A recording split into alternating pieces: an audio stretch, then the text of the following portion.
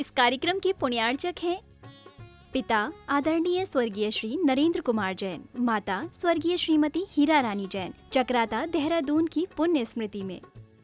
पुत्र एवं पुत्रवधू श्री अनु जैन, श्रीमती चारू जैन, पौत्री सानिया जैन एवं सारा जैन, कैलिफोर्निया USA एवं समस्त चक्राता जैन परिवार। आदरणीय ससुर जी श्री अशोक मित्तल जैन व सासू जी श्रीमती निशा मित्तल जैन, अशोका मोटर्स, हिसार, हरियाणा निवासी के प्रति प्रेम एवं सम्मान में।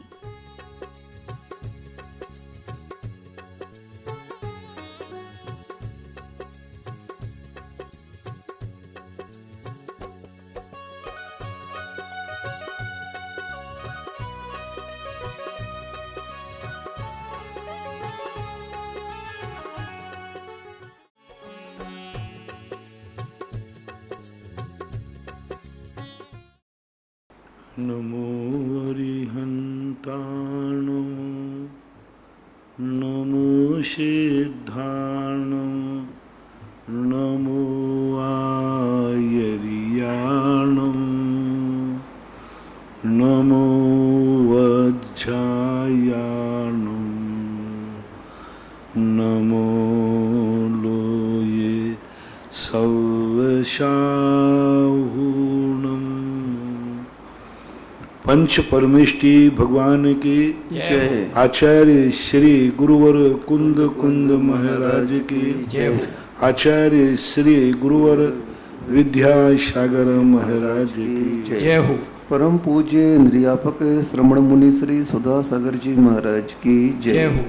बोलो श्री महासागर जी महाराज की जय। श्रीमती चंदा डॉक्टर मगन जैन आष्टा, गुरुवर नमस्तु। महाराज जी, इनकी जिज्ञासा है, सोनंत समय है जो ये सूत्र आया है, यह काल द्रव्य की पर्याय है या द्रव्य है? पर्याय। शूनंत समय, काल अनंत समय वाला है और जो समय है वह एक पर्याय के अंतर्गत आता है। शुद्ध अर्थ पर्याय ऐसा बनना चाहिए।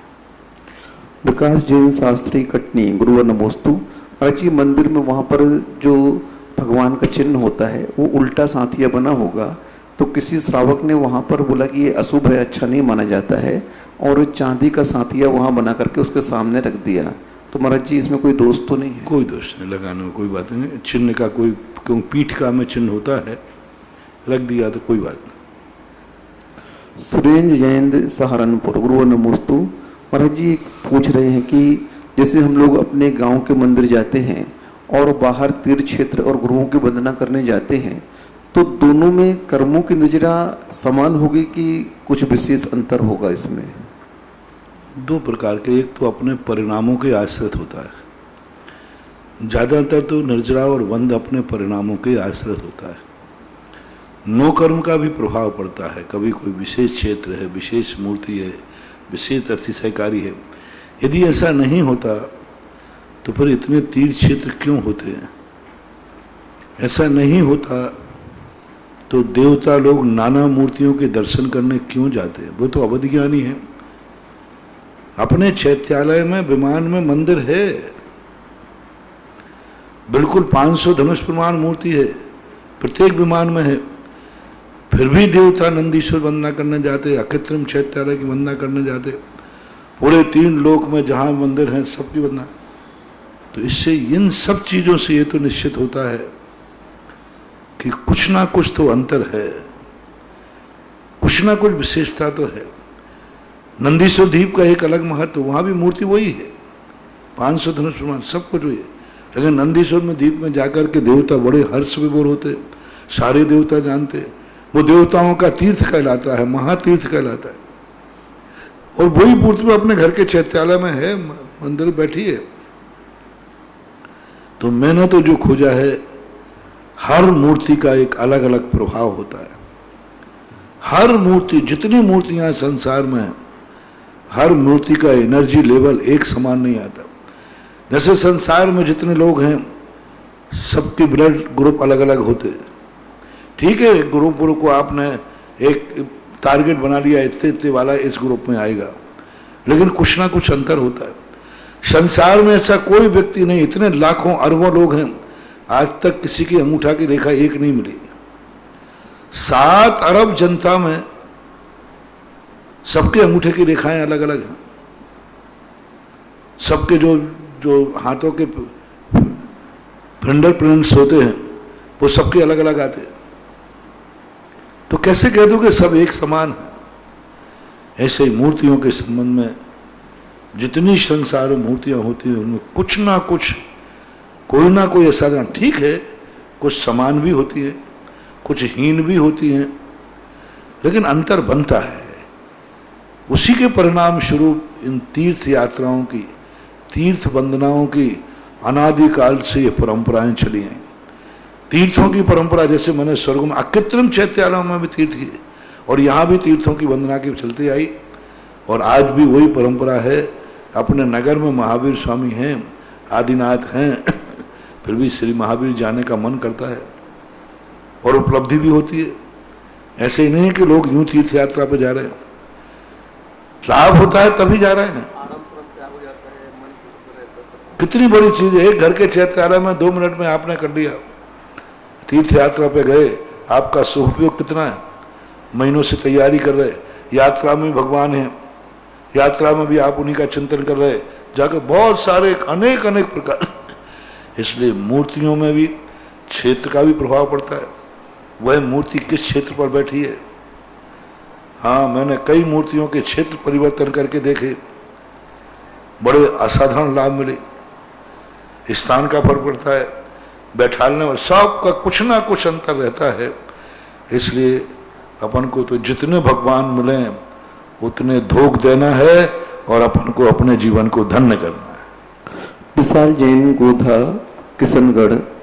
गुरु नमोस्तु। महाराज जी ये पूछ रहे हैं इसी बारे में और कि प्रतिमाएं कई धातुओं की होती हैं, कई रत्नों की होती हैं, पाषाण की होती है, मार्बल की होती हैं, धातुओं में भी पीतल की, सोने की, चांदी की होती हैं, जर्मन सिल्वर की होती हैं। तो महाराज जी इन 4 क्वालिटियों में से सबसे ज्यादा अच्छे उत्पन्न किसमें होता है? अब देखो, मैं कह रहा हूँ सब में अलग अलग होता है। रत्नों की जैसे प्रतिमा, आपने रत्नों का चैत्यालय मैंने निकाला तो था। रत्नों की प्रतिमा में कभी अतिशय नहीं देखा है। आपने चैत्यालय निकाला महाराज जी, वो भूगर्भ में रखा है, स्थापित है। अब उसके रूप में कुछ असाधारण रूप भूगर्भ के कारण से उसमें अतिशय है, और कुछ मूर्तियों में लेकर के, लेकिन बहुतायत जो देखा गया सैंड एंड स्टोन की मूर्तियां जो बनती हैं वो अपेक्षाकृत ज़्यादा पावरफुल होती। रही बात भूगर्भ में रखी विराजमान मूर्तियों की, तो वो एक बहुत पुरानी है, ओल्ड मूर्तियां हैं, ओल्ड एंड गोल्ड। उनका एक अलग वैभव है, अपने आप श्रद्धा, अपने आप उनका वैभव। हाँ, भूगर्भ में रखी हुई मूर्तियां बहुत एनर्जिस्ट हैं, बहुत ताकत है, और सबने उनके गंधोदक का चमत्कार देखा है। तो अब उसमें जो है, लेकिन अब वर्तमान में ऊपर जितनी मूर्तियां हैं जिनमें देखा जाता है, बहुत आए सैंड स्टोन में देखा जाता है। अन्य मूर्तियों को हम निषेध नहीं करते, सभी मूर्तियां वंदनीय हैं, पूजनीय हैं, अर्चनीय। महाराज जी आप कहते हैं कि जिन प्रतिमाओं को जितने अधिक से अधिक भोग देते हैं व्यक्ति, जितने अधिक से अधिक उनकी पूजा अर्चना करते हैं, उसमें उतना अच्छे उत्पन्न होता जाता है। तो महाराज जी जो चैत्यालय गुफाओं के अंदर हैं, गर्भ के अंदर हैं, तो वहां पर तो ज्यादा उनको कोई ढोक देता नहीं है। श्रद्धा से इतने लोग धोख दे रहे हैं, इतने लोग दे रहे हैं श्रद्धा से, कि सारा विश्व उनको श्रद्धा से धोख दे रहा है। उनको याद करके, फोटो लगा करके उनको धोख दे रहे हैं। मानसिक एनर्जी कितनी दे रहे हैं उनको। आज उस चैत्यालय का इंतजार कितने लोग करते हैं, वर्षों तक चैत्यालय का इंतजार, उसकी चर्चा, उसके फोटो घर घर में लगाते। तो एनर्जी कोई वचन से नहीं दी जाती, मात काय से नहीं दी, मन से भी एनर्जी दी जाती है। वो मानसिक श्रद्धा के केंद्र बन चुके हैं, और लोग मन से इतनी एनर्जी उनको देते हैं, इतना देते हैं, और उनको एक श्रद्धा का विषय बनाए। लोग सुनते ही एकदम टूट पड़ते हैं, ये क्या है। इसलिए उन मूर्तियों का, और दूसरी बात है, बहुत सारी बातें हैं भूगर्भ में हैं, सुरक्षित है। ऊपर आने के बाद तुम पाषाण की मूर्तियों की तो रक्षा कर नहीं पा रहे, उनकी क्या करोगे। कम से कम 10-5 साल 20 साल में सही मिल तो जाते हैं, और वो चले गए तो सदा के लिए गायब हो जाएंगे। इसलिए इन मूर्तियों को जिस रहस्यमय ढंग से रखी हैं उनके संबंध में बस एक ही श्रद्धा करो कि वो सुरक्षित है। कई बार मैंने कल सुबह आज सुबह कहा था ना, चंद्रगुप्त की मां ने अपने बेटे को मजदूरों को बेच दिया, भिखारी को बेच दिया, मात इसलिए सुरक्षित है। कुछ नहीं, वो सामने देख रही है, उसको भीख मांगते, मजदूरी करते, दास्ता बनते हुए आंखों के सामने देख रही है, लेकिन खुश है, कम से कम जीवित तो है। पति मर गया, पति की कोई जिंदगी अकाल में मर गया, बहुत कोई छोटी सी उम्र में मरे। अब वरना चंद्रगुप्त की जो पिताजी थे, आज अपने जीवन में कैसी कैसी घटनाएं घट जाती हैं। जब अतीत चंद्रगुप्त देखो आज कैसे, ये कोई घटनाएं आज नहीं है, कोई की मां मर जाती, कोई का पिता मर जाता है, कोई का पूरा परिवार मर जाता है, एक 6 महीने के बच्चा बच जाता है। चंद्रगुप्त अभी भगवान महावीर स्वामी को 500 साल भी मोक्ष गए नहीं हुए।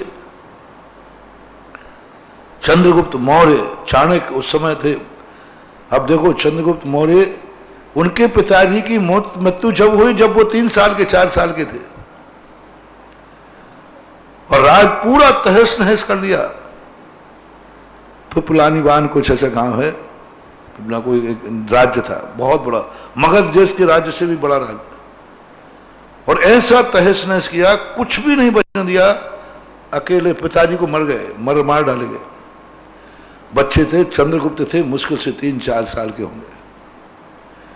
अब मां ने कहा कि राजा इसको मारेगा, भिखारियों को बेच दिया, मजदूरों को दे दिया, ले जाओ इसको, ले जाओ इसको, कोई कष्ट, जितने कष्ट उठाए बस जिंदा रहना चाहिए।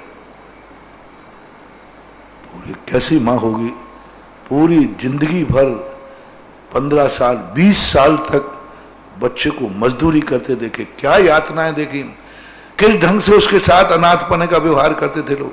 भिखारी जैसी स्थिति हो गई थी, और मां देख रही है मेरा बेटा है, बस एक बात की खुशी है, बेटा जिंदा है। और अंत में उस बेटे के प्रति वो मां जिंदा रही, और अंत में जाकर के सम्राट चंद्रगुप्त मौर्य बना। इसलिए ये मत सोचना चाहिए कि कभी कोई घर का मुखिया मर जाए तो हताश मत हो, जो है उसकी चिंता करो। जो गया उसका छोड़ो, जिसको हम लौटा नहीं सकते, जो आ नहीं सकता, उसकी फिक्र में, उसकी चिंता में जो बचा है, जो है, उसको संभालो। अभी इतनी सारी मौतें हो रही, चारों तरफ से एक ही समाचार आता है, हर नगर हर गांव से बस एक ही त्राहिमाम मची है। मैं एक ही बात कहता हूं, जो गया गया, जो गया अब वो मेरा नहीं, जो गया अब मेरा नहीं, छोड़ दो उसका विकल्प, क्योंकि अब वो कुछ कर ही नहीं सकते, है ही नहीं उपाय। हाँ, हमारे रोने से गाने से कुछ भी कर, वो तो गया, हाथ से गया, चला गया, उसके संबंध में अब ज्यादा विकल्प करना ठीक नहीं। जो बचा है उस पर सोचो। चंद्रगुप्त की मां ने कहा, उसने अपने पति का कोई विषय वो नहीं किया, वो कहा जो बचा है उसको, उसकी 24 घंटे बेटा बेटा बेटा बेटा एक घूमता था। और बेटे ने एक दिन आकर सम्राट चंद्रगुप्त बनकर के धनानंद का नाश किया और विश्व का, भारत, अखंड भारत का निर्माण किया। तो हमेशा एक ही बात है, इन सब चीजों पे तो अपन को यही है कि साहस जो है उसको संभालो। निर्मल जैन मिर्ची, अशोक नगर। गुरुवर नमोस्तु। महाराज जी, चक्रवर्ती के 14 रत्नों में 7 रत्न जो है चेतन रत्न के रूप में आते हैं, जिसमें से हाथी घोड़ा भी आता है महाराज जी। तो हाथी घोड़ा को रत्न की संख्या में क्यों लिया गया हो? हाथी नहीं आता, घोड़ा आता है। घोड़ा जो है उसके लिए असाधारण शक्ति है। रत्न उसे कहते हैं जो अधिक मूल्यवान हो, संसार की अपने जातियों में सबसे श्रेष्ठ स्थान रखता हो। उनका घोड़ा संसार की जातियों में सर्वश्रेष्ठ स्थान रखता था। रत्न का अर्थ होता है शिरोमणि, रत्न का अर्थ सर्वोच्च, उससे बड़ा कोई नहीं है। तो उसको रत्न बोलते हो। और क्या है रत्न? रूढ़ अर्थ है रत्न। रत्न कोई व्युत्पत्ति पर का अर्थ नहीं है। रत्न शब्द जो है एक संज्ञावाचक शब्द है, और रत्न को बस एक ही बात का शब्द दिया, सर्वोच्च मूल्यवान को रत्न कहते हैं। ये कहते हैं ना, अरे भाई ये समाज के रत्न है, ये भारत रत्न है, समाज रत्न है, ये सब। तो ये रत्न का अर्थ सर्वोच्च, बस, और क्या। अंजलि जैन, अहमदाबाद। गुरुवर नमोस्तु। महाराज जी ये पूछ रहे हैं कि जिंदगी क्या है? कवि की नज़र में जिंदगी कविता है, सिपाही की नज़र में जिंदगी तलवार है, व्यापारी की नज़र में जिंदगी व्यापार है, साधु की नज़र में जिंदगी साधना है। तो जिंदगी का वास्तविक अर्थ हम क्या लेंगे यहाँ पर? जिंदगी एक आनंद है, जिंदगी एक निराकुलता है। जितनी देर हम निराकुल रह सके वही हमारी जिंदगी है, और जितनी देर हम आकुलित रहेंगे वही जिंदगी खतरनाक है। निराकुल भाव, जितने निराकुल भाव, नित्य निराकुल भाव, इष्ट वियोग और अनष्ट संयोग से जितना अपन ने बचा लिया, ये दो चीजें सबसे ज्यादा खतरनाक है।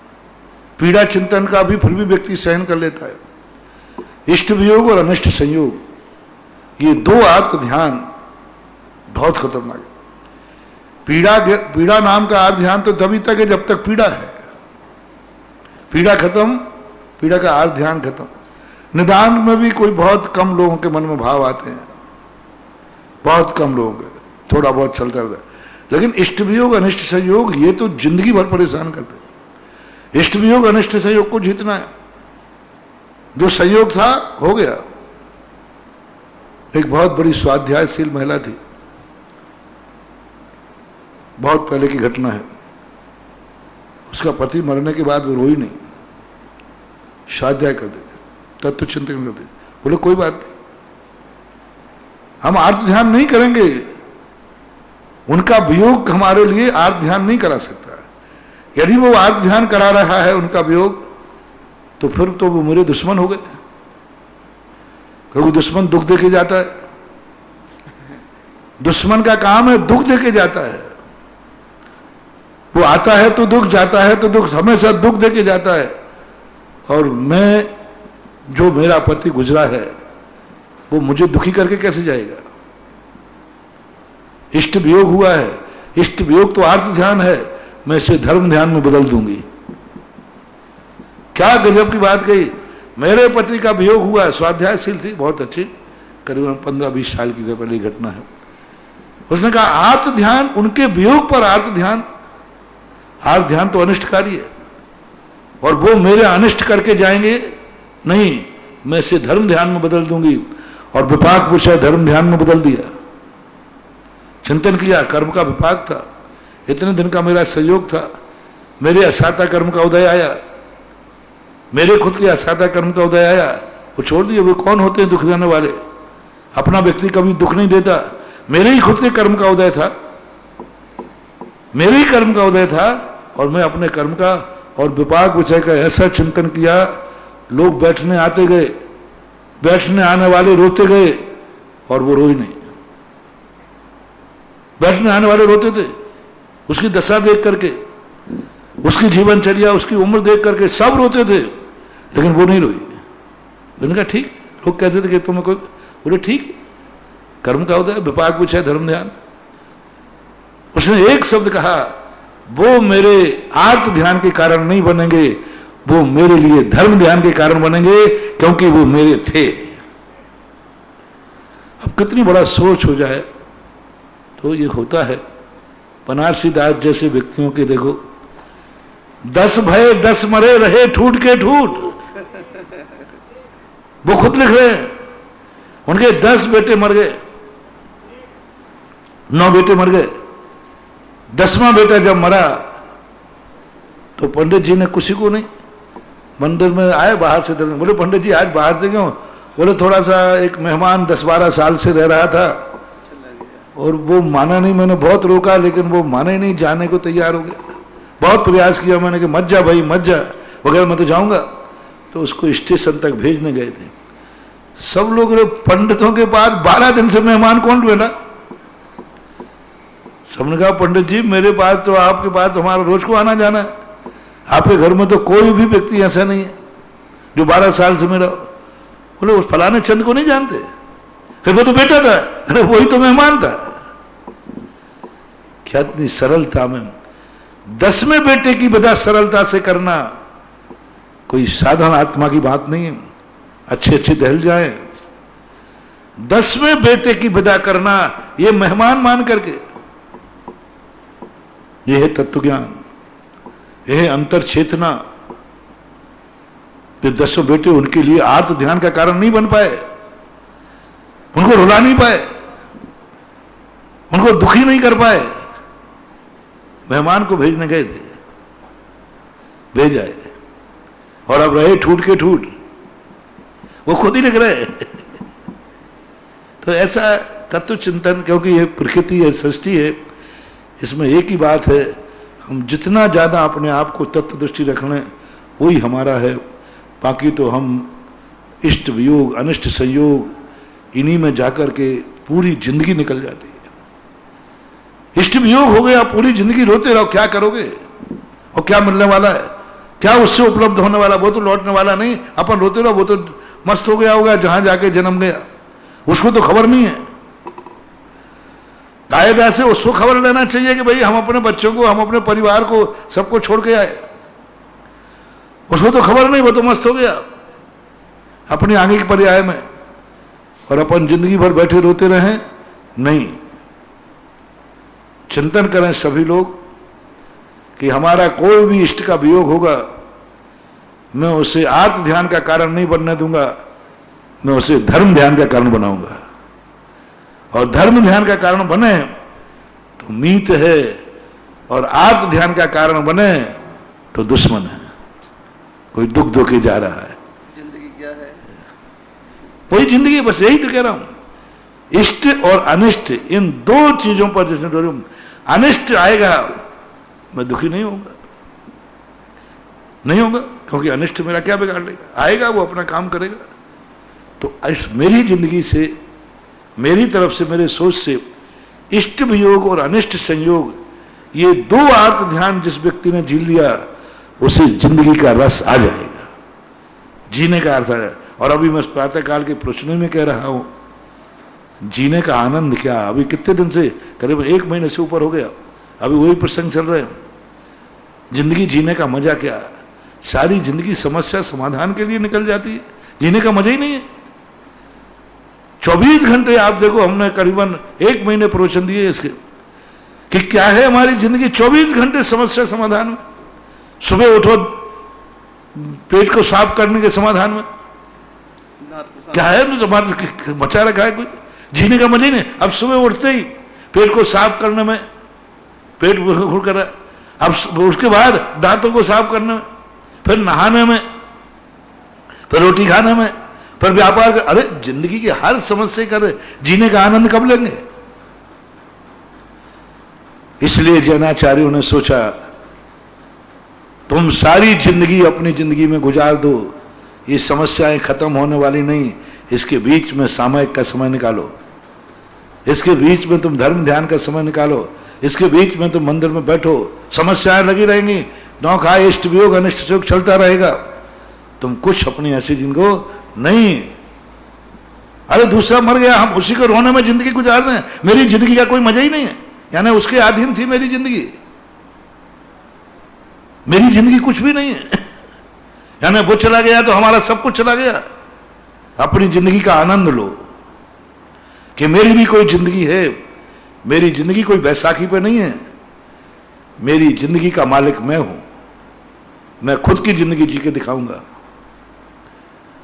हाँ, ऐसा आनंद, ऐसी स्थितियां बन जाती है। महारानी लक्ष्मीबाई, मैं अपनी खुद की जिंदगी जीऊंगे। गंगाधर राव मर गए बहुत जवानी में, बहुत छोटी सी उम्र है, दामोदर था कितना था। महारानी लक्ष्मीबाई की जिंदगी में बहुत जल्दी उनके पति का मरण हुआ, गंगाधर राव का, यानी उनका बेटा, आप अंदाज लगा लो, इतना छोटा था कि वो पीठ पर लादी थी, 5 साल का, पीठ पर लादी, 5 साल का आएगा, पीठ पर लादी लाते थे, पीठ पर लादने योग बच्चा था, और युद्ध में लड़ रही पीठ पर लाद करके। क्या है जिंदगी? जीने का आनंद लिया लक्ष्मीबाई ने और जिया। तो ऐसे प्रकार के जिंदगी का आनंद लेना, बस अपनी जिंदगी का मूल्य समझो। मैं भी कोई हूं, क्या मेरी जिंदगी पराधीन ही है? क्या गंगाधर राव ही मेरी जिंदगी है? वो एक मेरी जिंदगी के पार्ट थे वो मेरी जिंदगी के पार्ट थे। एक पार्ट चला गया तो क्या हुआ? एक मैं तो हूं, मैं तो हूं। अपने आप में सोचना चाहिए। जब तुम्हारा कोई भी साथी बिछड़ जाए, परिवार का कोई साथी बिछड़ जाए, उस समय एक ही जन, अभी मैं हूं। मेरी जिंदगी को, क्या मेरी जिंदगी उसी के अधीन थी? सब कुछ वो ही था। मेरा स्वयं का कोई अस्तित्व नहीं है? नहीं, मैं खुद अपना अस्तित्व जी के दिखाऊंगा। मैं खुद अपने आप में जीने के लिए, और वो यदि कला आ जाए, आनंद ही आनंद है। और वो जब आएगी, हर व्यक्ति अपनी जिंदगी का मूल्य समझे। मैं कोई हूं, दुनिया में अकेला आया था और अकेला जाऊंगा, तो अब मैं साधना करता हूं, अकेला रह के दिखाऊंगा। दो बातें तो सही हैं। कौन सी बात? अकेला आया था, जिंदगी पूछना, आपने क्या शब्द कहा? जिंदगी क्या है? लो मैं जिंदगी बता देता हूं एक छोटे से शब्द में। अकेला आए थे, सब लोग बोलो। अकेले आए थे। सही है ना? यस। अकेले जाओगे, अकेले जाएंगे। सही है कि नहीं? सही है। बस बीच में अकेले रह के दिखा दो, यही जिंदगी है। बस अकेले की अनुभूति करो, जिंदगी जीते रहे।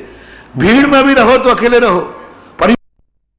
एकत्व लिए सभी आते, तन धन को साथी समझाता, पर ए भी छोड़ चले जाते। बस एको में सास दो आधा, नान दंसन लखणो, शेषा में बाहरे भावा, सब्बे संजो लखणो। बस अंत में एक मंत्र लो, अकेले आए थे, अकेले जाओगे, बस अकेले रहना और सीख लो, तो जिंदगी का आनंद ही आनंद है। हाँ, अकेले रहना सीख लो बस जीवन में। अकेले जब अकेले आए थे, अकेले जाएंगे, तो बस जिंदगी में हमारा दूसरा कौन है? क्यों मैंने ये संबंध जोड़ लिए और जुड़ गए, अपने आप जुड़ गए, तो जुड़ जाना दो। अकेले जाएंगे तो अकेले रहना सीख लो। जब अकेले जाना है तो अकेले रहना सीखो। जो चला गया वो भी तो अकेले गया, तुम्हें लेके तो नहीं गया। वो कितनी बड़ी शिक्षा दे गया, वो कितनी बड़ी शिक्षा। लो मैं जा रहा हूं, किसी को लेके नहीं जा रहा हूं। तो अपन भी घोषणा कर दे, तुम अकेले जा रहा है तो जा, मैं अकेले रह के दिखाऊंगा, मैं अकेले रह के दिखाऊंगा। और यदि ये अपनी बात में आ गई तो जिंदगी का मजा बस यही है। बहुत संक्षिप्त में मैंने बता दिया। और ये जिंदगी के मजे को, अकेला रहना है, आना और जाना तुम्हारे हाथ में नहीं है। वो प्रकृति ने अकेला भेजा, अकेला। प्रकृति कहती है ये तो दो काम तो मेरे हैं, अब तुम्हारा काम है तुम अकेले रह के दिखाओ। और अकेले रहने का जब ही बन सकता है जब हम इष्ट वियोग और अनिष्ट संयोग नाम के आर्त ध्यान को जीत लें, तो हमें एकाकी का आनंद वो आ जाएगा जो आनंद शास्त्रों में कहा है। साधु और है क्या? साधु तो और कुछ नहीं है। साधु से क्यों सब छुड़ा दिया महावीर ने? बोले अकेले जी के दिखाओ, क्योंकि तुम्हें अकेले भेजा था, अकेले रह के दिखाओ, अकेले रह के दिखाओ तुम्हें, क्योंकि अकेले भेजा था तुमने, तो अकेले रह के दिखाओ। और जो अकेले रह के जान लेता है वही जिंदगी का आनंद ले लेता है।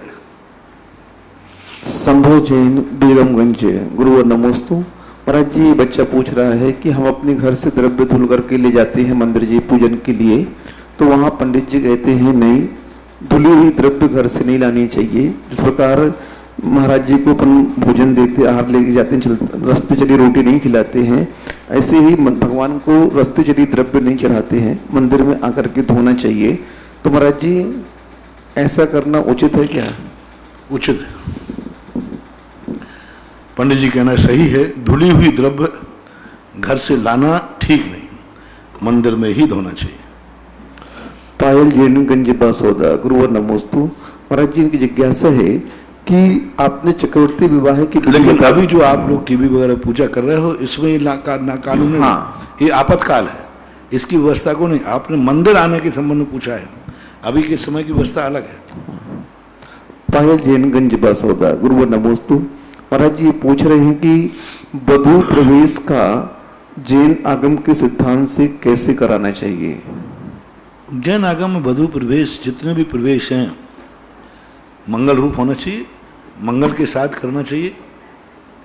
हर चीज में धार्मिक क्रिया का उल्लेख किया गया है, सामान्य रूप से कर दिया। उसका मांगलिक करो, दरवाजे प्रवेश है, शुभ मुहूर्त मनाओ, मंगलाष्टक करके पुष्पक्षेपण करो, इससे बड़ा और क्या मधु प्रवेश होगा।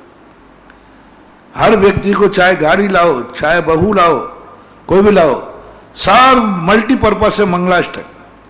मंगलाष्टक पढ़ते जाओ, पुष्पक्षेपण करते जाओ और आगे बढ़ता जाए। कुर्वन्तु ते मंगलम, कुर्वन्ति में मंगलम, कुर्वन्तु मो मंगलम। तेरा मंगल हो और तू मेरे घर में आ रही तो मेरा भी मंगल हो। तेरा भी मंगल हो तो मेरे घर में आ रही बहू, मेरा भी मंगल करना। मंगलाष्टक सब तरफ उपयोग कर सकते, कोई बात नहीं, ताकि घर में दंगल ना हो। परम पूज्य आचार्य गुरुदेव श्री विद्यासागर जी महाराज के परम भाग्यानुवर्ती शिष्य निर्यापक श्रवण मुनि पुंगव श्री सुधासागर जी महाराज जी के मुखारविंद से देश विदेश में अपने घरों पर टीवी के समक्ष विराजित जिनवाणी चैनल, सुधाकल चैनल के माध्यम से ऑनलाइन जिज्ञासा भेजने वाले, सुनने वाले, देखने वाले सभी भक्तों की ओर से गुरुवर के चरणों में त्रैवार नमोस्तु नमोस्तु नमोस्तु। विश्व के बड़े बाबा कहलाने वाले चिंतामणि पार्षनाथ भगवान तपोदय विभाजित है। इनकी वेदिका के लिए स्वर्णकारी हेतु 11 रुपए की राशि संजय, पिंकी, नवीन, वीना जैन सा परिवार अजमेर बंटी गदिया के द्वारा ज्ञात हुआ। दूसरा है वृक्षारोपण 51 रुपए रविंद्र रेणु विपुल जैन कोटा विपुर जन्म दिवस के उपलक्ष्य में। तीर्थ रक्षक बनने की भावना भाई इस क्षेत्र पर तपोदय तीर्थ पर 1,11,000 में, क्योंकि तीर्थ रक्षक मतलब जीवन की सबसे बड़ा सुरक्षा कवच। पवन सुनीता हिमानी हर्ष जैन इंदौर मध्य प्रदेश दिवस के उपलक्ष्य में। असीमकालीन भक्तांबर जो बिजौलिया तपोदय तीर्थ में विश्व के बड़े बाबा के समक्ष चल रहा है, उसके लिए एक नाम आए 51,000 रुपए की राशि में स्वर्गीय अनिल की पुण्य स्मृति में उर्मिला, नितिन, निशा, दक्ष देव, नितेश जैन सा परिवार सिरोही। चांदखेड़ी चंद्रोदय तीर्थ पर बड़ी मनोज्ञ अतिशयकारी चमत्कारी भूगर्भ में विराजित आदिनाथ भगवान के समक्ष विधान करने वालों के 4 नाम आए। पहला नाम श्रीमती विद्या कमल कुमार बसवा वाली, गुना, सीमा सौगानी, संगीता संगी, विनीता पहाड़िया, पलासियस वैभव। दूसरे नाम है श्रीमान सुमीरचंद जी, रेण मंजूषा, प्रपोत्र प्रपोत्री के जन्म के उपलक्ष्य में। प्रथमान ओमलता, अभय अरुणा, सरमेंद्र, चिराग विभा, शौनल पाटनी, अभी कोपल, सौम्या जैन समस्त पाटनी, इंद्र विहार कोटा। तीसरा नाम विमल कुमार, सरला जैन, अभिषेक, नेहा, आराध्या, यांश, अल्पना, कानपुर। चौथा नाम है सनमत कुमार, सनीता, संदीप, रानू जैन समस्त बड़कुल परिवार तारादी। प्रथम जिज्ञासा महाराज श्री किशनगढ़ से इंदर चंद जी ने नमोस्तु निवेदित किया पूरे परिवार के साथ। महाराज श्री आज 50 दिन पूरे हो गए, जो 51वां दिन प्रारंभ हो गया है। आर के कम्युनिटी सेंटर में कोविड सेंटर चला रहे हैं। अब तक 100 से अधिक रोगी यहां से ठीक होकर जा चुके हैं और आज 20-25 रोगी यहां स्वास्थ्य लाभ ले रहे हैं। गुरुदेव के आशीर्वाद से एक भी केस नहीं बिगड़ा, सभी स्वस्थ होकर गए। गुरुवर आपका आशीर्वाद इसी प्रकार हमारे ऊपर बना रहे। सबसे बड़ी चीज है कि उस कवि से मैंने भी सुना था कि जितने लोग कम्युनिटी हॉल में अपने आप में व्यवस्थाओं के अनुकूल ले रहे हैं, अभी तक वहां से अर्थी नहीं निकली। और क्यों निकलेगी? वहां 2-2 चतुर्मास हुए उस कम्युनिटी हॉल में। चतुर्मास शायद एक हुआ है, एक बस्ती में उसको थोड़ा 2-3 महीने रुके थे प्रमाण से कर दी। चतुर्मास किया, मैंने खुद किया। उसमें कुछ ना कुछ तो है, तभी तो चतुर्मास के लिए चुना गया। कुछ ना कुछ स्थितियां वहां की हैं, कुछ ना कुछ उसकी रहता है। कभी कभी कोई भी चीज यदि किसी धार्मिक स्थान के लिए चुनी जाए तो नियम से समझना चाहिए कुछ ना कुछ वहां है, अन्यथा कैसे चुनते। तो उस स्थान का एक ऐसा प्रभाव भी रहता है। दूसरा, उस परिवार का सबसे बड़ा कि उदारता, कि कम्युनिटी हॉल के लिए चाहे तो उस हाल से वो ना जाने कितने करोड़ों करोड़ रुपया कमा लें, यदि उसको सार्वजनिक कर दिया, क्योंकि मौके पर है, स्थान पर है, लेकिन फिर भी अपनी मर्यादाओं का ध्यान रख के और ऐसे समय के लिए उन्होंने कम्युनिटी हॉल के दिया। तो उस परिवार की सद्भावनाएं, उस भूमि की सद्भावनाएं और वहाँ की जो वर्गणाएं, जो साधु संतों ने रुक करके वहाँ चतुर्मास किया, वहाँ 4 महीने के चतुर्मास में बहुत बहुत ऐतिहासिक कार्य हुए हैं। उसी चतुर्मास की देन है कि बाल का छात्रावास सांगानेर में जो स्थापित हुआ, बच्चियों के लिए जैन धर्म का उसी चतुर्मास की देन है। तो अपने आप में बहुत अच्छा, भगवान करे वहाँ सदा लोग निरोग रहें और निरोगता का अनुभव करें, मेरा आशीर्वाद। और सब लोग अपने अपने जहाँ जहाँ जिस प्रकार की स्थितियाँ जिनको समझ में आ रही हैं, ऐसे लोगों से अपनी शिक्षा लें।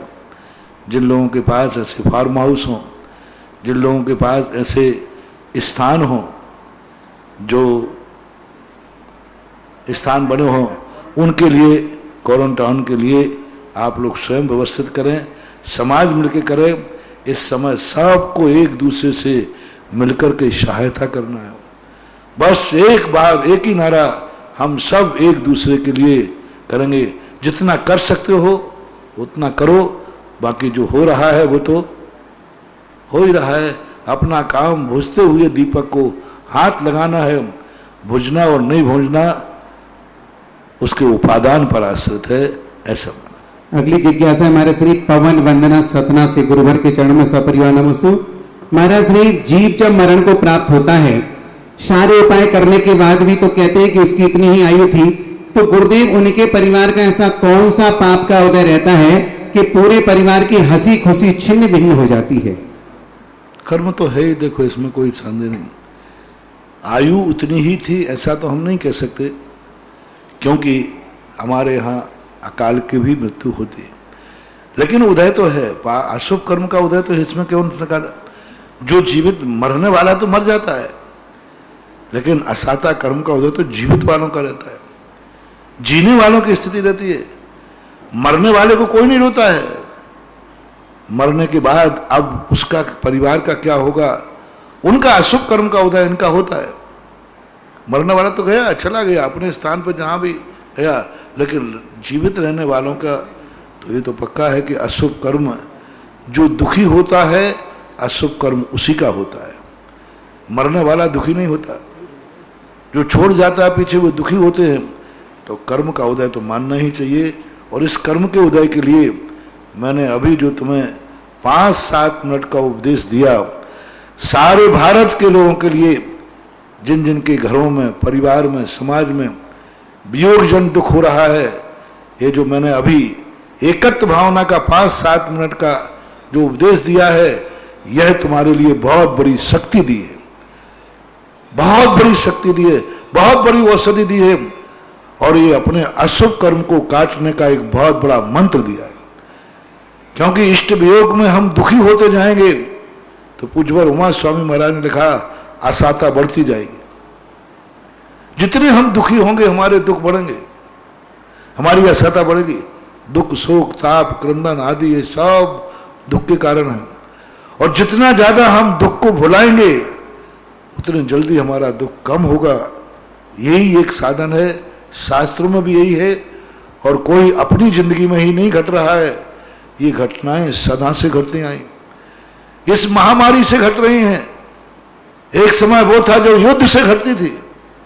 हर दिन जब राजा लोग थे, राजा महाराजा लोग थे, हर दिन नगर में काल समाचार आता था, हर व्यक्ति बैठा था कब किसकी लाश आ जाए। क्योंकि महाभारत, रामायण जैसे चौथे काल में प्रतिदिन हर घर में एक लाश आती थी, और किसी वृद्ध की नहीं। सैनिक में कौन होते हैं? जवान होते। आप देखो किस ढंग से, आप टीवी सीरियलों में देखते हैं, मार काट किस ढंग से गाजर मूली के समान मारते हैं, और हर दिन लाश आती थी। आज एक बीमारी के कारण आ रही है, वो युद्ध के कारण आती थी। कोई ना कोई बहाना तो मौत ढूंढती है। कहते हैं ना, मौत कोई ना कोई बहाना। आज युद्ध नहीं है ऐसे, पहले युद्ध थे। राजा जब युद्ध करता था और जब हारता था, फिर देखो क्या होता था। जो मैंने 2-4 युद्धों की बात उठाई, राणा प्रताप के हाल देखो क्या हाल हुए। इतने बड़े सम्राट होकर भीलों की बस्तियों में घास की रोटी खाते फिरे हैं। चित्तौड़ का मालिक जिंदगी में चित्तौड़ लौट के नहीं आ पाए राणा प्रताप। तो इन सब चीजों के लिए जो अभी मैंने आज 2 बार बीच बीच में दिया, इनको आप अपनी जिंदगी की कैसेट बना लो, और इष्ट वियोग को आर्त ध्यान का रूप मत दो। आया है अशुभ कर्म का उदय, इसमें कोई संदेह नहीं। असाता कर्म का उदय आया, तीव्र शुभ कर्म का उदय आया, इसमें कोई संदेह नहीं है। लेकिन उपाय क्या है? उपाय यही है, वस्तु स्वरूप विचार खुशी से सब दुख संकट सहा कर। अगली जिज्ञासा रिकॉर्डिंग के माध्यम से। मेरे गुरुवर के चरणों में कोटिशन नमोस्तु। प्रेमचंद सेठी भिलवाड़ा आरके कॉलोनी से। गुरुवर, शुभ निमित्त का मिलना अशुभ निमित्त का मिलना पूर्वपार्जित कर्मों का फल है या इस जीवन का पुरुषार्थ? कृपया जिज्ञासा का समाधान करें। नमोस्तु गुरुवर, नमोस्तु। दोनों पूर्व के कर्मों से भी मिलता है और वर्तमान के पुरुषार्थ के अभाव में मिलता है। कर्म की उदीर्णा होती है हमारे, हम बिना देखे चलेंगे, बिना देखे चलेंगे तो कांटा चुभेगा। असाता कर्म का उदय आ गया, उदीर्णा कर दी, देख के चलते तो शायद नहीं आता। और कभी कभी ऐसा होता है, कितनी सावधानी बरतो, कर्म का उदय आता है। कहीं ऐसी एक युक्ति आती है, काऊ काऊ समय आत्मा कर्म दावे छे और काऊ काऊ समय कर्म आत्मा दावे छे। कभी कभी कर्म आत्मा को पछाड़ देता है और कभी कभी आत्मा को कर्म पछाड़ देते हैं। तो ये कर्मों का और आत्मा का जंग है, चलता रह रहा है, इसको एकांत नहीं कह सकते, दोनों विचार। अगली जिज्ञासा पुनः रिकॉर्डिंग के माध्यम से। गुरुवर नमोस्तु। गुरुवर, मुझे मेरी यह जिज्ञासा है कि जो अभ्रष्ट सम्यक दृष्टि होता है और जिसको छायोपशमिक सम्यक होता है, तो उसमें क्या जो सम्यक प्रकृति मिथ्यात्व का उदय उसमें रहता है क्या? मेरी जिज्ञासा समाधान। उपशम और सहायक सम्य दर्शन में दोनों में नहीं रहता। लेकिन ऐसा मान के चलो, एक तुम्हारे कमरे में सांप था, वो सांप बिल में घुस गया और एक व्यक्ति के घर में सांप था, उसे लोग पकड़ के ले गए, अब लौट के नहीं आएगा। दोनों के सुख में क्या अंतर है?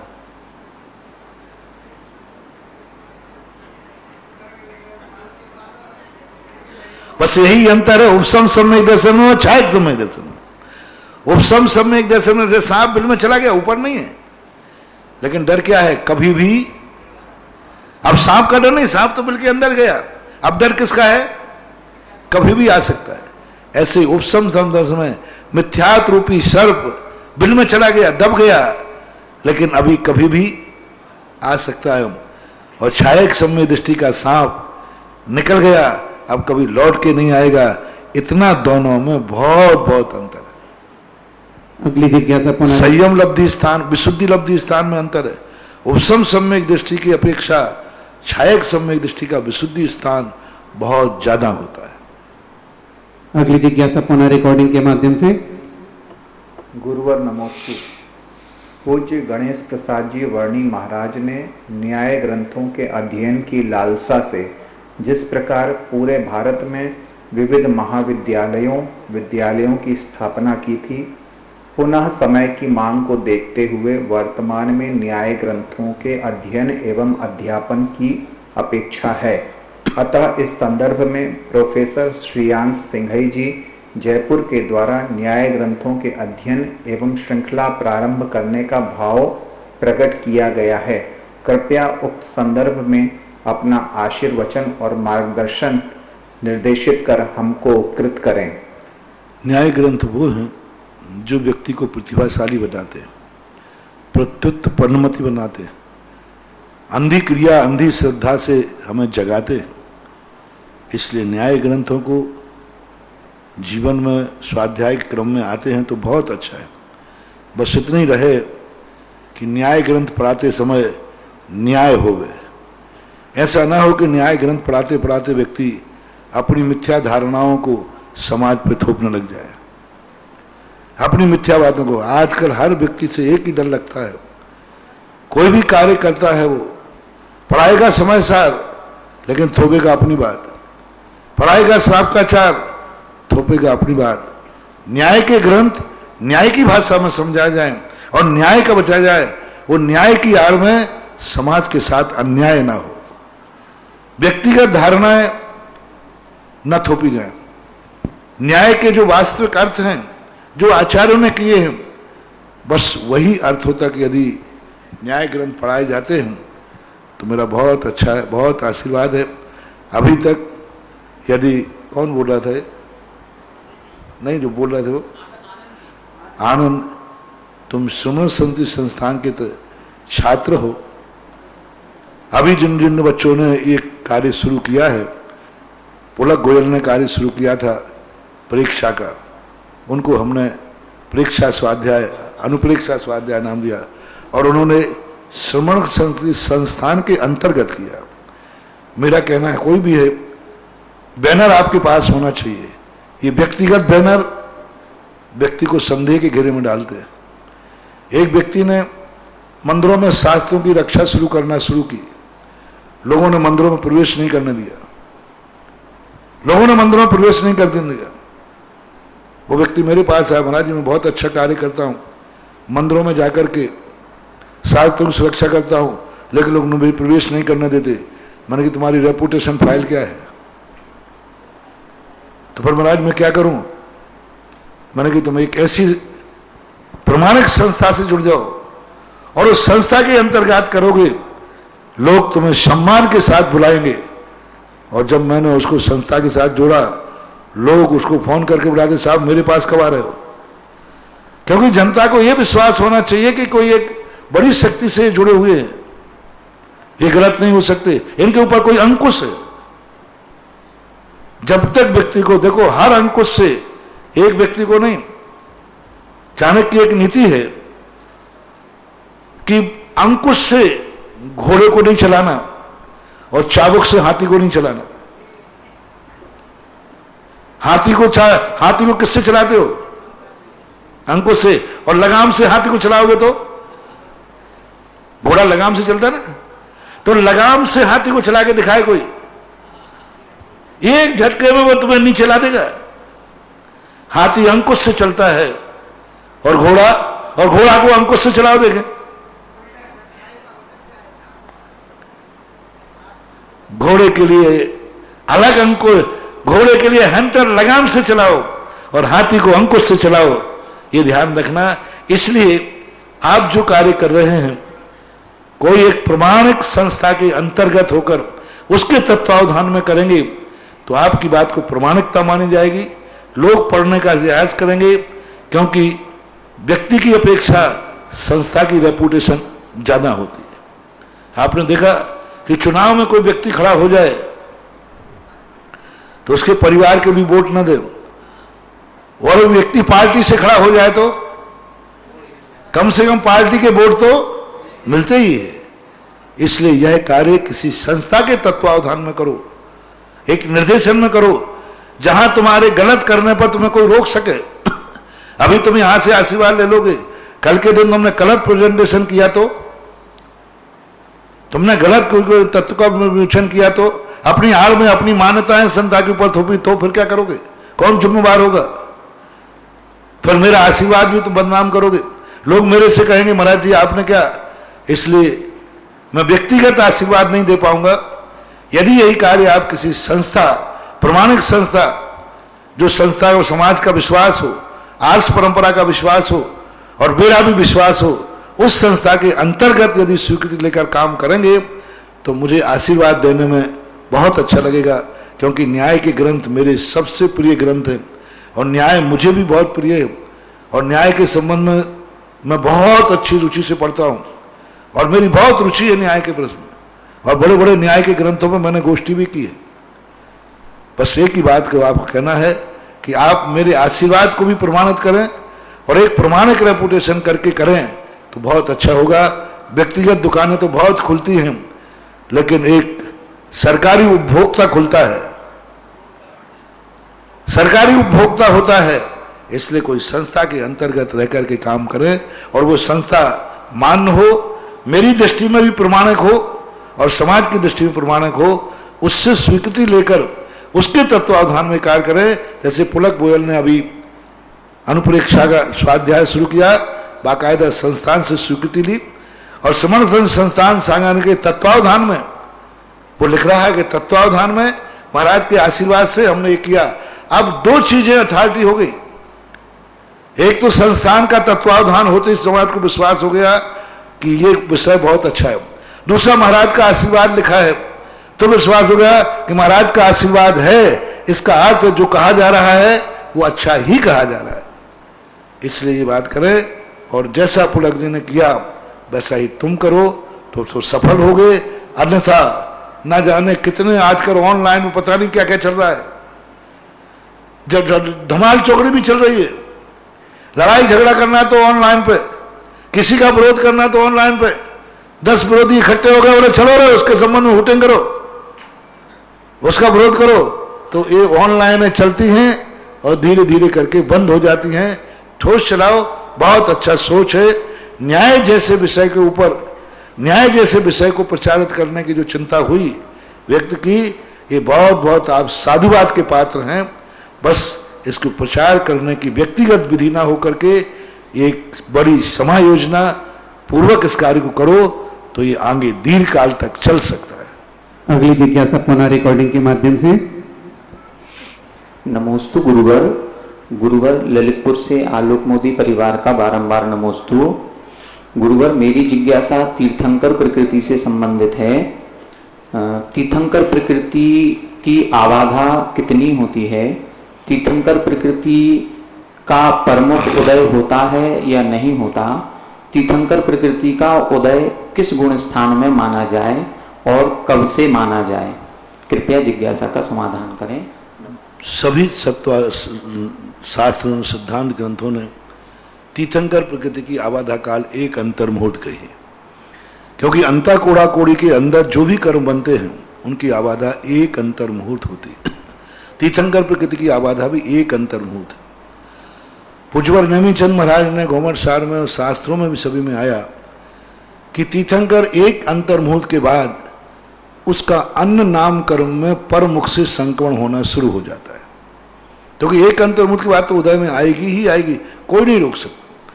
लेकिन जो नाम कर्म की प्रकृतियां उदय में रहती हैं, पर रूप संक्रमण चालू हो जाता है। तो तीर्थंकर प्रकृति का पर रूप संक्रमण की बात आती है। कई स्थानों पर एक संदेह रूप में प्रदेश उदय भी आता है। प्रदेश यानी वो निषेक पर प्रकृति रूप उदय आके खिल जाते, वो अपने स्वयं रूप फल नहीं देते। पर उदय का अर्थ ही होता है अपने स्वयं स्वरूप को खोकर के जो उदय में आ रहा है उसी स्वरूप में जाकर नष्ट हो जाती। नाम कर्म की किन प्रकृतियों में संक्रमण होगा ऐसा उल्लेख आगम में नहीं है। ये कहा है वो अपनी सजाती नाम कर्म की प्रकृतियों में संक्रमित हो जाती है। तीसरी बात जो प्रश्न आपने पूछा, तीर्थंकर प्रकृति का उदय 13वें गुण स्थान में ही आता है। 13वें गुण स्थान के पीछे पहले कभी भी तीर्थंकर प्रकृति का उदय नहीं आता है। ये पंचकल्याणक आदि जो होते हैं ये तीर्थंकर प्रकृति कर्म के उदय से नहीं होते।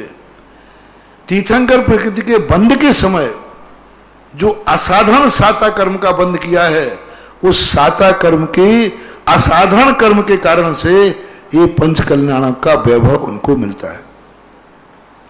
पूज्यवर ज्ञान सागर महाराज ने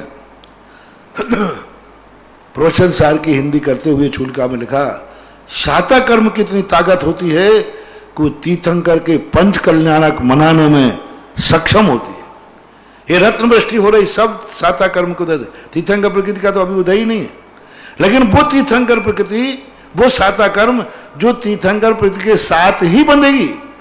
अलग से कोई बांधना चाहे, अलग से कोई चाहे कि ऐसी साता मैं भी बांध लूं और मेरे में, नहीं, वो जो तीर्थंकर के विशुद्ध परिणाम हैं उसी समय बनेगी, अन्य के समय नहीं। नहीं तो कोई सोचे, एक होटल पे लिखा था यहां रोटी के साथ सब्जी फ्री है, तो एक मंच चला, बोले साहब मुझे सब्जी दे दो। सब्जी फ्री कब है? तो ऐसी असाता फ्री कब है? जब तीर्थंकर प्रकृति का बंद होगा तो होगा। लेकिन उदय 13वें गुणस्थान में आता है। 13वें और 14वें दोनों गुणस्थानों में तीर्थंकर प्रकृति का उदय रहता है। 13वें में उदीर्णा भी होती रहती है, 14वें में उदय मात्र रहता है। अगली जिज्ञासा विजय ध्रुव अशोकनगर। परम पूज्य गुरुदेव के चरणों में बारंबार नमोस्तु नमोस्तु नमोस्तु। पूज्य गुरुदेव, पद्म पुराण जी में देशभूषण कुलभूषण महाराज जी की को केवल ज्ञान होता है तो उनकी केवल ज्ञान के बाद देवगण आकर पूजन अर्चना करते हैं। ये उसमें पद्म पुराण जी में हमने स्वाध्याय के दौरान पढ़ा था। गुरुदेव यहाँ एक और तो ये कहते हैं कि सिर्फ तीर्थंकर भगवान की समूह शरण और तीर्थंकर भगवान की पंचकर्णाकोमय देवों का आवागमन निरंतर होता रहता है। वहाँ विशेष रूप से इस चीज़ का उल्लेख किया गया कि देवगणों ने आके कुलभूषण देशभूषण महाराज जी की बड़ी अच्छे से पूजा अर्चना की। तो क्या उनके केवली भगवान के भी उपदेश होते हैं और उन उपदेशों के दौरान देवतागण आकर वहाँ धर्म प्रभावना ऐसे ही करते हैं जैसे तीर्थंकर प्रभु की प्रभावना होती है? गुरुदेव नमस्कार। दो कल्याणक हर व्यक्ति के मनाए जाते हैं। कोई भी व्यक्ति ऐसा नहीं है जो दो कल्याणक देवताओं के द्वारा मनाए बिना मोक्ष चला जाए। केवल ज्ञान कल्याणक और मोक्ष कल्याणक ये देवता सभी के मनाते। उपसर केवली होवे तो भी, एक अंतर्मुहूर्त में मोक्ष जावे तो भी, सबका केवल ज्ञान कल्याणक। और क्योंकि एक अंतर्मुहूर्त के लिए हर व्यक्ति 13वें गुण स्थान में रुकता है। और जो केवली भगवान होते हैं उसमें 3-4 प्रकार के केवली भगवान होते हैं। एक अंतर्मुहूर्त में मोक्ष चले जाते। कुछ भूषण का, रामचंद्र जी का, बाहुबली का, भरत का। भरत बाहुबली ने लाखों वर्षों तक उपदेश दिए। रामचंद्र जी ने भी उपदेश दिया, हनुमान ने भी उपदेश दिया। इनकी गंधकुटी लगी बराबर और देवता आते थे, उनकी गंधकुटी की रचना करते थे। लेकिन तीर्थंकर जैसा नहीं, अंतर अलग रहेगा। जैसे व्यवहार में अपन देखते हैं हर व्यक्ति के कार्यक्रम में अंतर होता है। एक सामान्य व्यक्ति आ रहा है, एक सामान्य के घर में शादी विवाह हो रहा है और एक राजा के घर में हो रहा है। तो ये व्यवहारिक बातें उनके पद और पुण्य की प्रकृति के कारण होता है। लेकिन कुछ नहीं होता सो बात नहीं है, लेकिन तीर्थंकर जैसा होता है सो भी बात नहीं है। नमस्ते गुरुदेव। नमस्ते। अगली जिज्ञासा महावीर ब्रह्मचारी। मेरे गुरुदेव को बारंबार नमस्तु। महाराज श्री, आज आपने सुबह जो प्रवचन में बताया सिद्धों की निमित्त शक्ति का, मतलब पहली बार ऐसा प्रवचन सुना कि सिद्धों की निमित्त शक्ति के बारे में, क्योंकि उपादान के बारे में सुना था। सिद्धों में निमित्त शक्ति होती है और उनके निमित्त शक्ति इतनी ज़्यादा पावरफुल होती है कि वो निमित्त शक्ति से हमारा उपादान जागृत होके और हम कर्मों की निर्जरा करके उनके समान बनने की कोशिश करते हैं। तो ये निमित्त शक्ति का महाराज श्री एक बार और विस्तृत। ऐसी कोई भी वस्तु नहीं है जिसमें निमित्त और उपादान शक्ति दोनों विद्यमान न हो। कोई भी वस्तु नहीं, सब वस्तु में निमित्त शक्ति है। और शक्ति हो गया नहीं, ज्ञेय ज्ञायक संबंध तो है ही। एक ज्ञान है और एक ज्ञान बनने में निमित्त है, ज्ञेय ज्ञान बनते सब वस्तु में। बताने का अभिप्राय यह था कि साधारण लोगों की निमित्त शक्ति में स्वार्थ छिपा रहता है। मैं इसका सहयोग करूंगा, क्यों? क्योंकि कल ये मेरे काम आएगा, कम आएगा। पेड़ को मैं सींचूंगा, कल मुझे फल देगा। गाय को हम दूध खिलाएंगे, घास वो अच्छी खली खिलाएंगे, दूध देगी। तो ये जो स्वार्थ निमित्त शक्ति का उपयोग वो अपने लिए कर रहा है।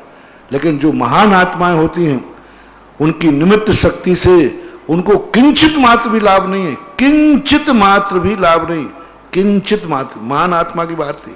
जैसे सिद्ध भगवान के नाम से 700 कोड़ियों के कोड़ दूर हो गए, लेकिन उससे उनको कोई लाभ नहीं है। मैंने 3-4 उदाहरण दिए थे। गाय को दूध देती है, गाय को स्वयं को क्या लाभ है? स्वयं को लाभ बताओ, कोई लाभ नहीं। पेड़ों को पेड़ में फल लगते हैं, पेड़ को क्या लाभ है?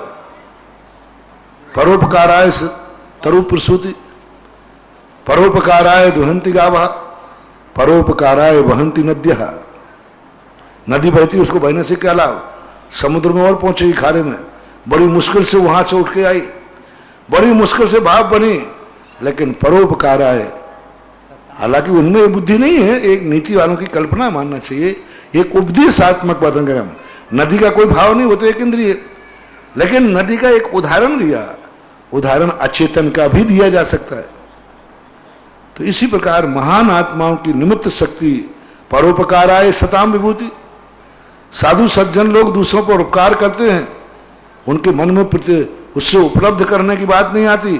धुनन शिल्प करस्पर्शान मूर्जा किम पेक्षते, पूज्यवर समंत बंदराज ने इसी बात को कहा कि महान आत्माएं जो हैं अपना उपदेश देते हैं इसलिए नहीं कि ये भक्त मेरे काम आएगा, नहीं।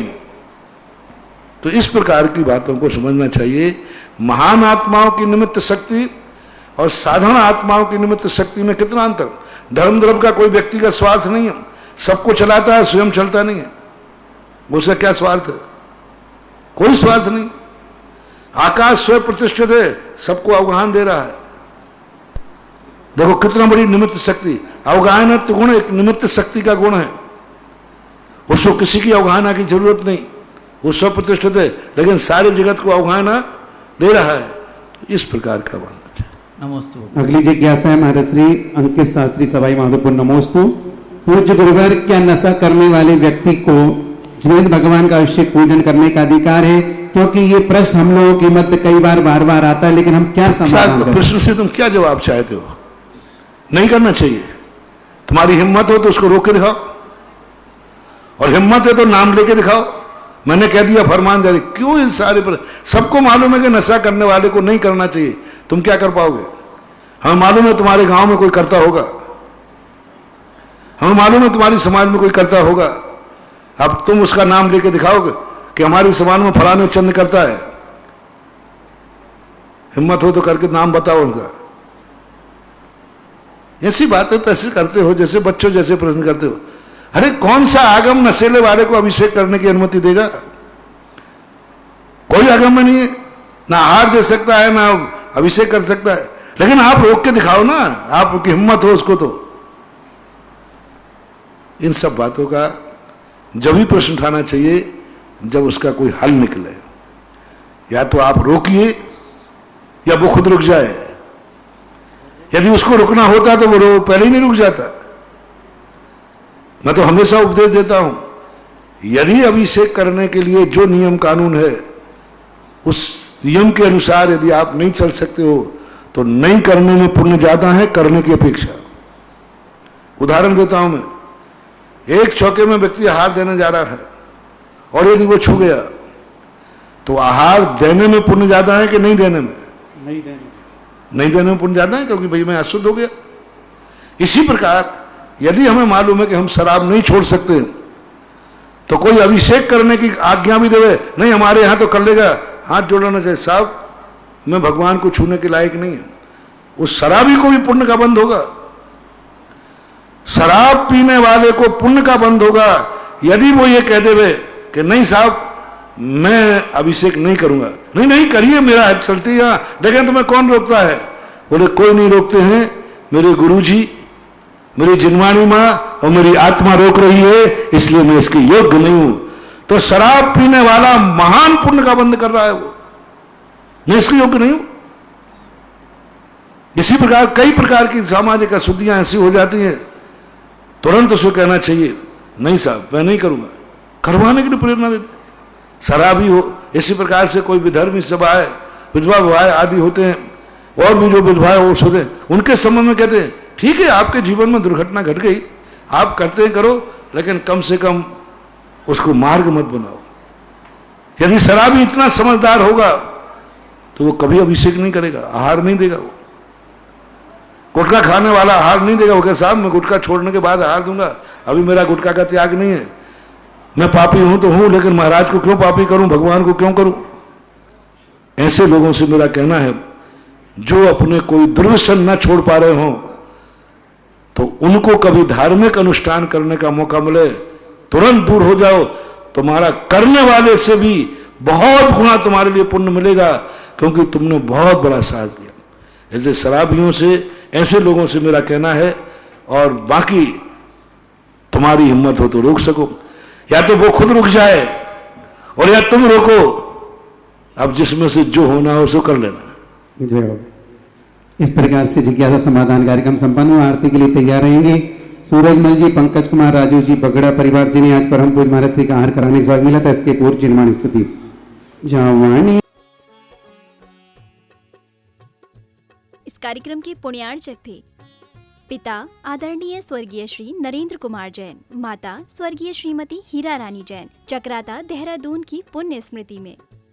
पुत्र एवं पुत्रवधू श्री अनुज जैन, श्रीमती चारू जैन।